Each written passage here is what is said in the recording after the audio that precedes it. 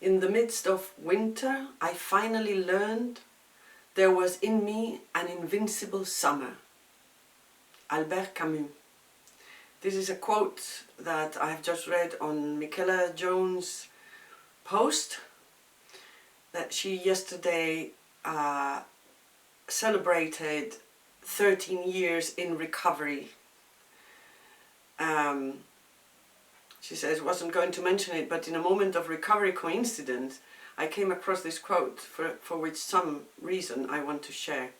Just seems to have a special meaning at the moment. The invincible summer. Now, the invincible summer, it's just like the inextinguishable inner fire that I usually mention. And it is very interesting to connect it to recovery, because in fact, I believe that this inextinguishable inner fire that I usually talk about, like if we express our emotions, if we let go all our shit, all our difficult feelings, and we transform them into art, then we will be uncovering all those layers that are on top of this inextinguishable inner fire. This is what I usually say about my method. But then connecting it to recovery, it's something very, very interesting, because in fact, I think that we recoverists, people who have recovered from anything, yeah? I mean, perhaps we're all recovered, but we recoverists, we talk about ourselves as recovering from addiction. But of course, when you recover from other big things, you're still a recoverist in some way. But we who have recovered from addiction,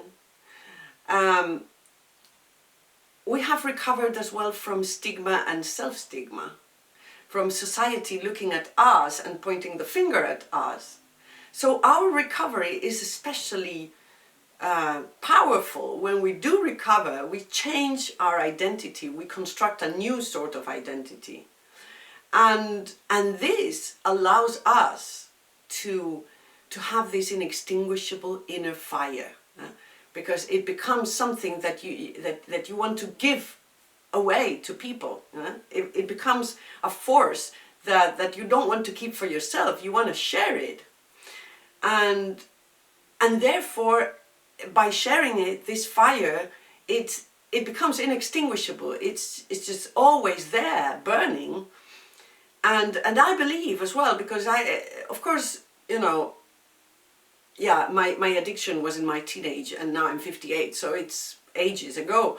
But I've been recovering from many other things, and especially I recover usually from depression, from low moods, you know, and I realize that when I decide to take care of myself after a period of time in which I've been a bit self-destructive and not taking care of myself and sort of going down and touching rock bottom, and then when I decide, when something happens that because I believe that when you are, you know, when I just let myself fall and touch rock bottom. I do that because I know that if I freely and without judgment towards myself, I freely let myself fall, I will go back up again and I will recover myself. And in this moment that I decide to take care of myself and I start coming up again, I just feel this fire burning like crazy, and it's just a huge strength and a huge energy and a huge loving energy towards others and a huge generosity to share your path and to make your knowledge available to anyone, because you know that when you have recovered from deep pain, and when you have recovered from addiction, when you have recovered from stigma and self-stigma, then you know that you have so many skills, trained skills, to construct a new identity.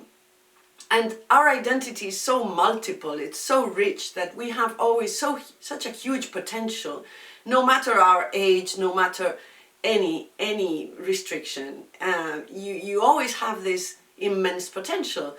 and therefore you can reinvent yourself. So recoverists are the experts of reinventing themselves, and therefore we can be useful for others who perhaps have been going through illness or other kind of adversity. We can help, we can inspire, and we can inspire those people who have gone through deep problems and deep pain to recover and to gain that